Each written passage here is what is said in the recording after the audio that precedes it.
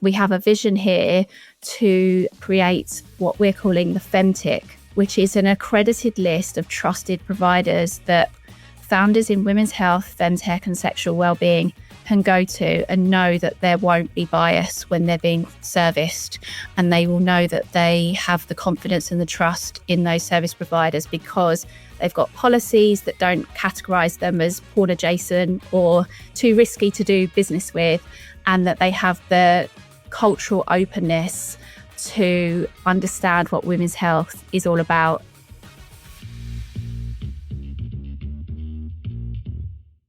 Some investments chase returns, others shift reality. Welcome to Blind Spot Capital, the show where we trace the capital flows, structural decisions, and invisible forces shaping the future of health. We go deep on what's overlooked, underfunded, or misunderstood, especially where women's health, longevity, and AI intersect. Because this isn't just about the next big trend, it's about who gets seen and who gets funded. So welcome back to Blind Spot Capital, where we decode what gets funded, what gets forgotten, and why. I'm your host, Marianne. Now, before we begin, if you're new here or you've been following quietly, then take a second to hit that subscribe button and share this episode. The more ears we reach, the fewer blind spots get to stay hidden. Now, today's episode is close to home. It's uncomfortable, but it's well overdue. Now, imagine building a company to address endometriosis or pelvic pain. You're finally getting traction. And then your post on social media gets removed or flagged, or worse, shadow banned. Not because it's false, but because it's about women's bodies. Now, that's not a dystopian warning. That's what's happening. And my guest today decided to do something about it. I've got with me in the studio Anna O'Sullivan, and she is the founder of Future Fem Health, an industry newsletter that's dedicated to the world of women's health innovation and femtech, with more than 8,000 subscribers.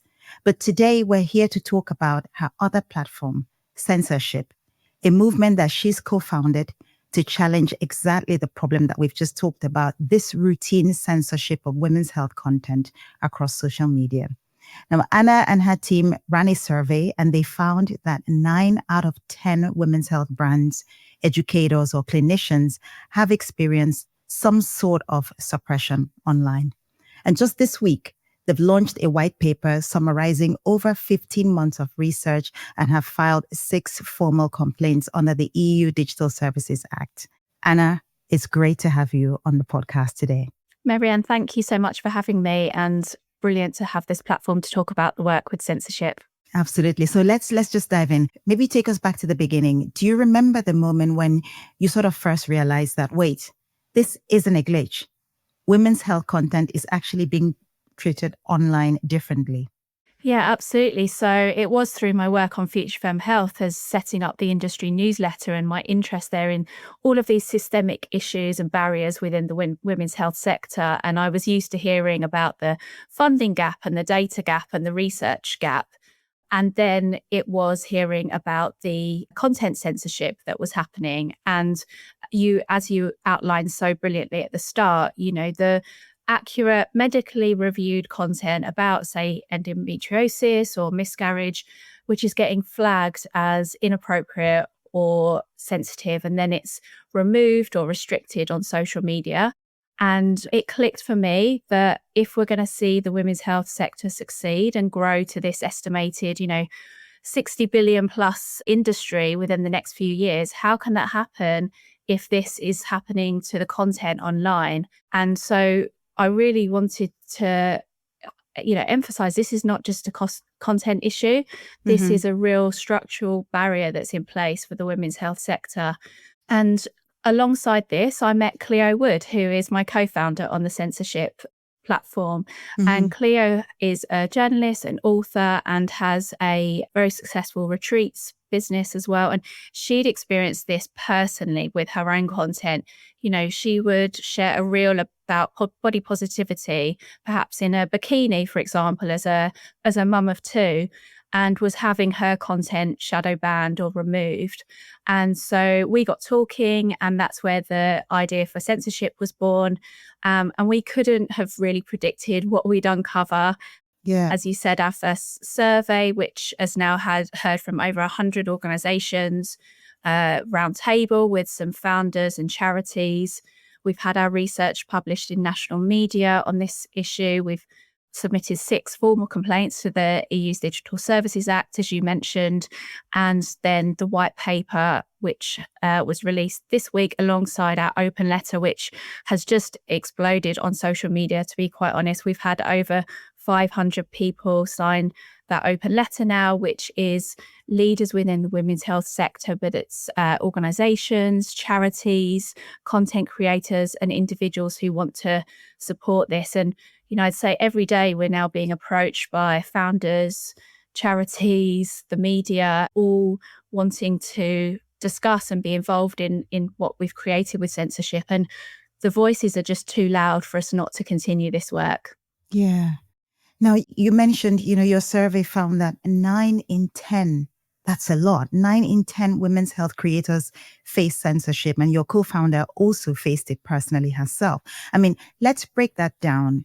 What exactly are the platforms flagging? And do they give a reason? And if so, what sort of reasons do they give? Yes, absolutely. So when we talk about censorship, what we're looking at is really the algorithms that control what content is shown and amplified on social media, what you see in your feed.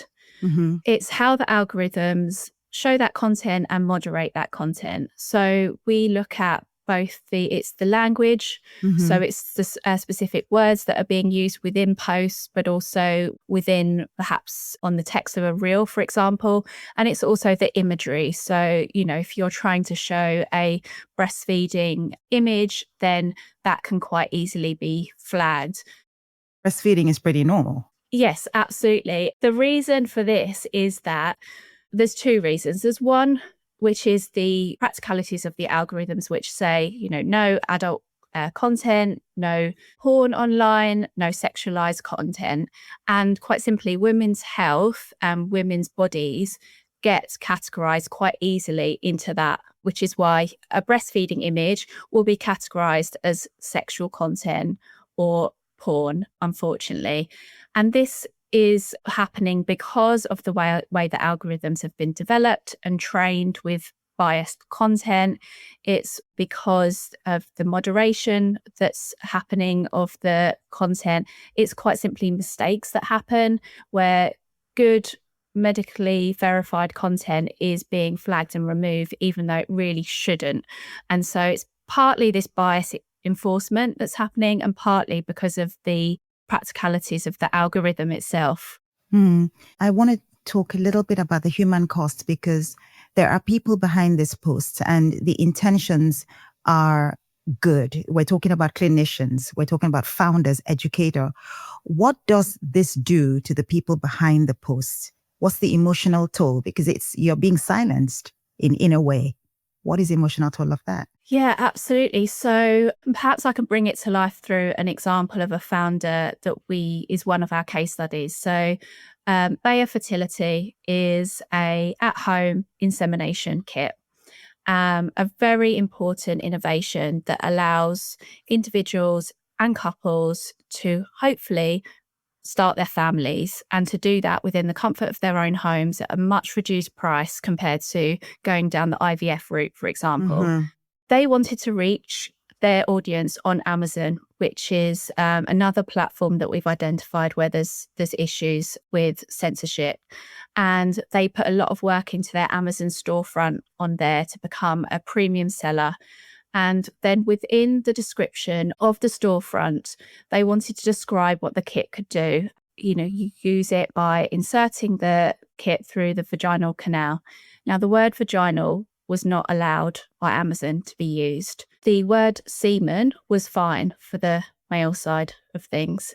And the only alternative that they could use was birth canal, which, as you can imagine, for a fertility kit to have to use the phrase birth canal to describe their product was really insensitive to people that were facing fertility issues.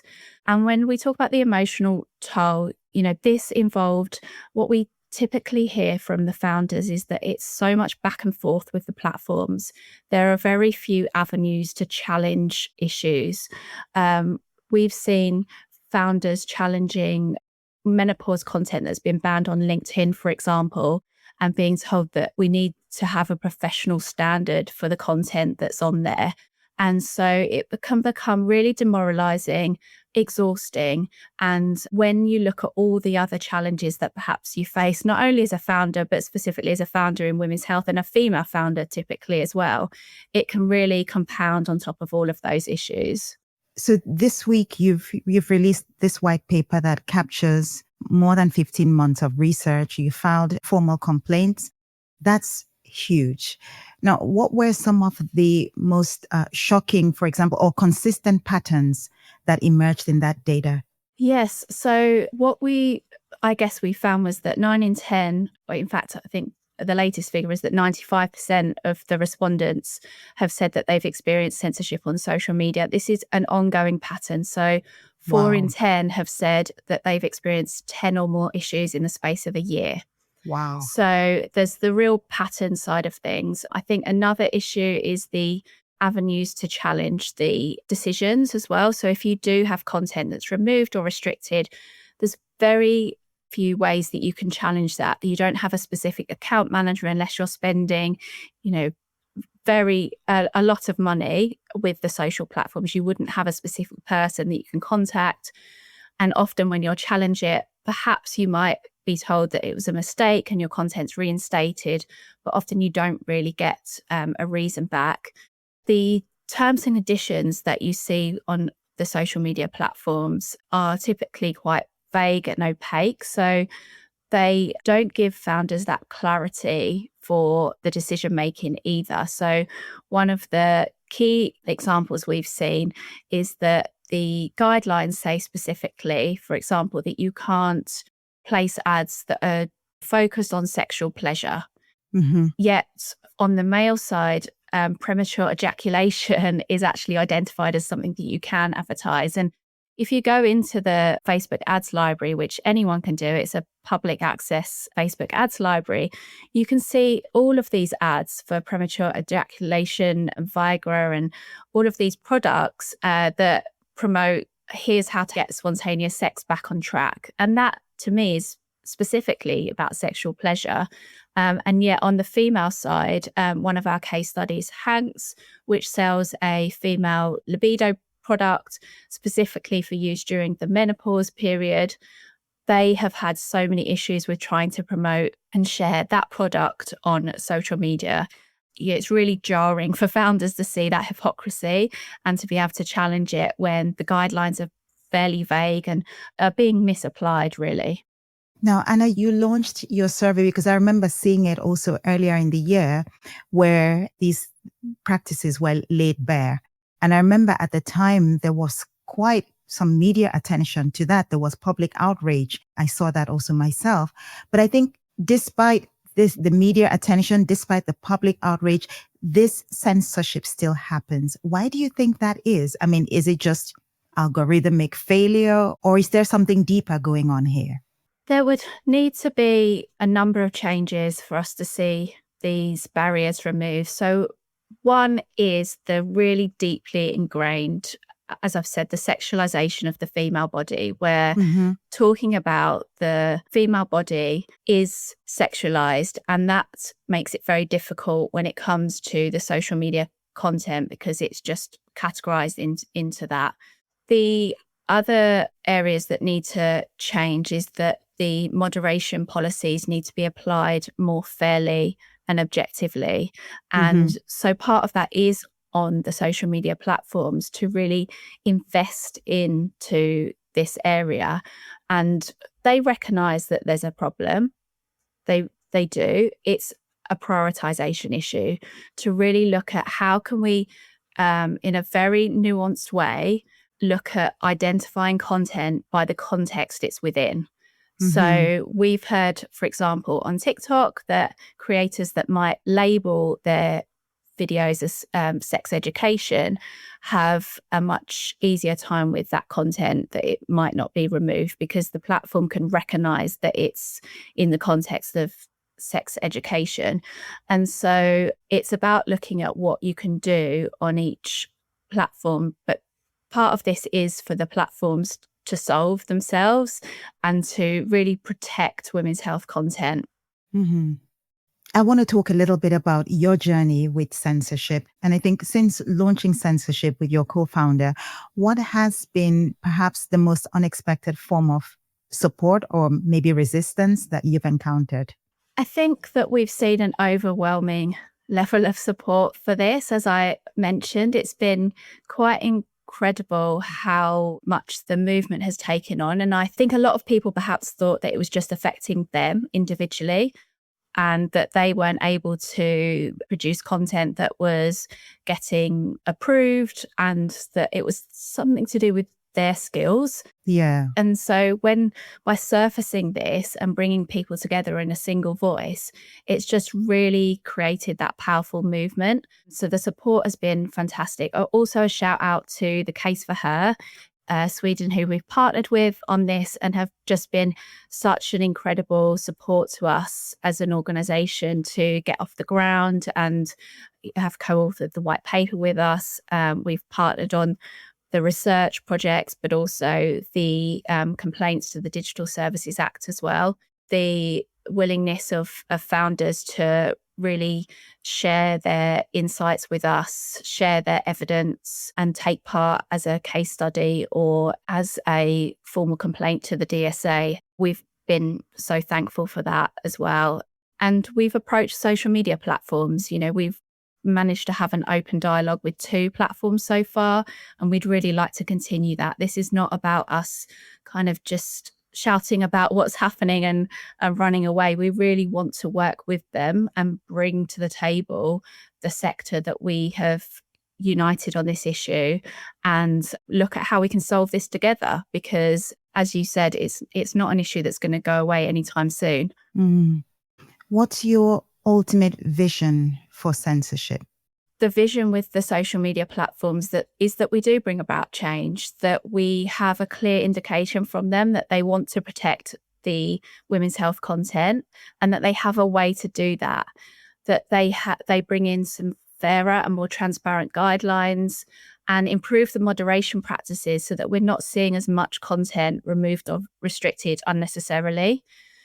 We'd also look to policymakers to enforce the regulation as best they can. So the Digital Services Act is only a year or so old, and the complaints that we put in are really to test the teeth of it, essentially, and to see what we can do with the regulation. And so we'd really look to that being applied, because that's what it's there for, is to improve the safety and accountability for people that are using the social media platforms and other very large online platforms. And then for this to be part of a way that we can level the playing field for women's health and female founders, because this is a systemic issue that is part of one of other issues within the women's health sector. And I think it's something that we can really practically do something about.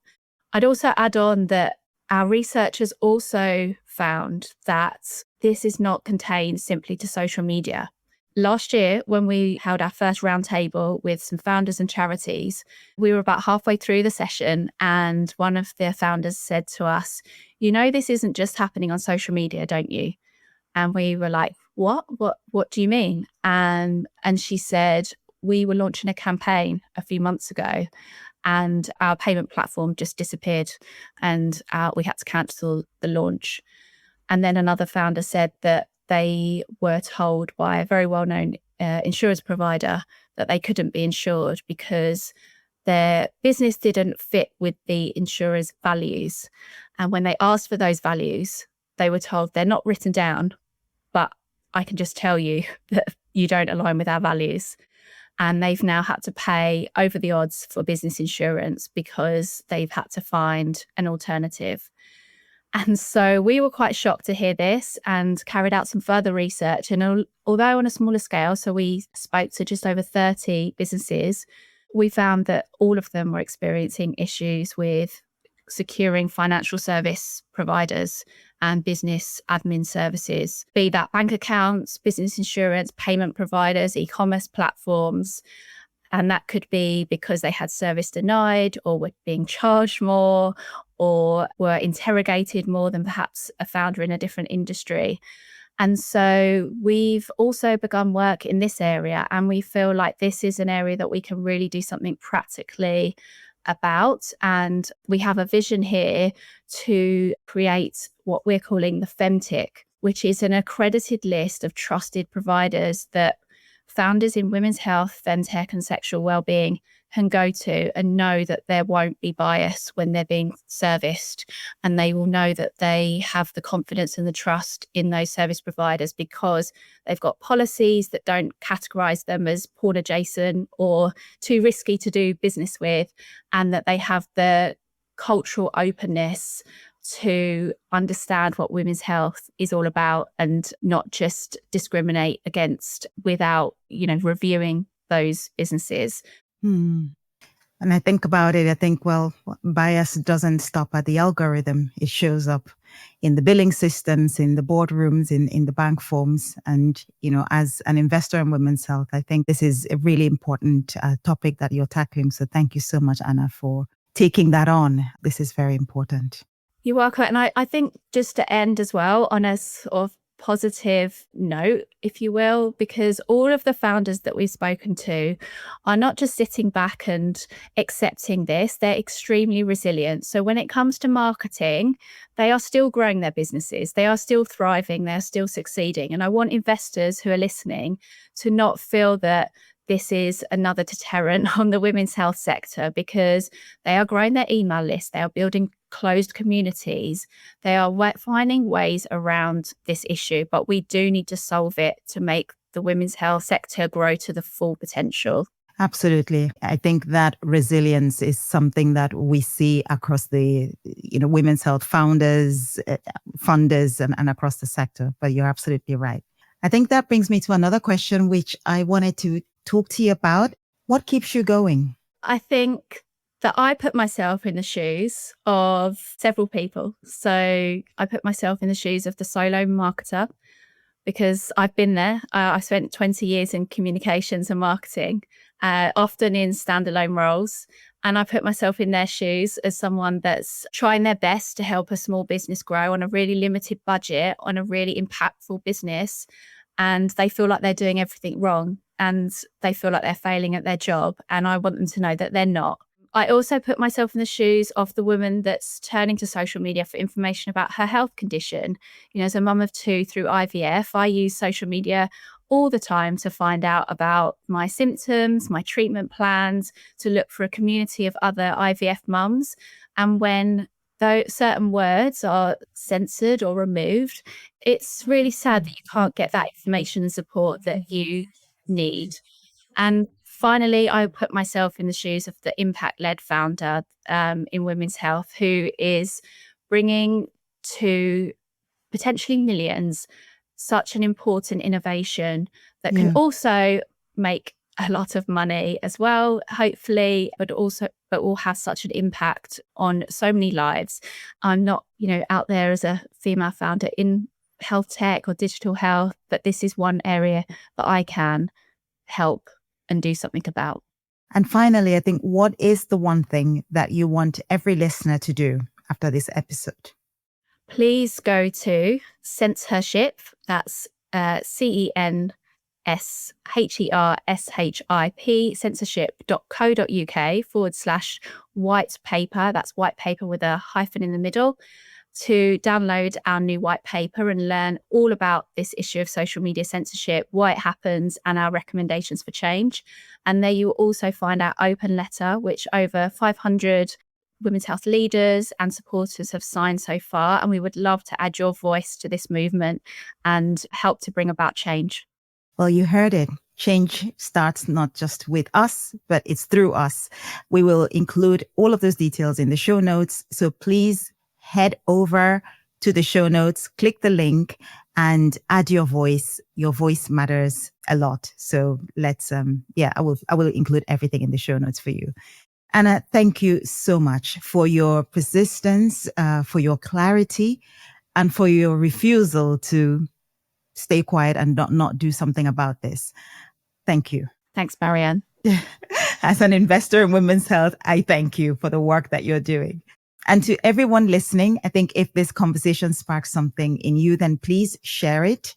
Please go to the show notes. I'm going to repeat that because this is super important, to download the white paper, to add your voice to the open letter, which Anna just mentioned and referenced in our episode today. Now, share this episode with a founder, with a policymaker, with a friend. And of course, hit that subscribe button if you haven't yet. This is how we break the silence. This is how we help to make women's health legitimate, to bring it on the table and level the playing field so that women all over the world can get access to the support they need to live a full life. Now, until next time, keep looking for the blind spots. And when you find them, don't look away. See you next time. Thanks, everyone. That's it for this episode of Blind Spot Capital. If you learned something, share it. And if you're building something, reach out. And if you're investing in the future, make sure you're not doing it blind.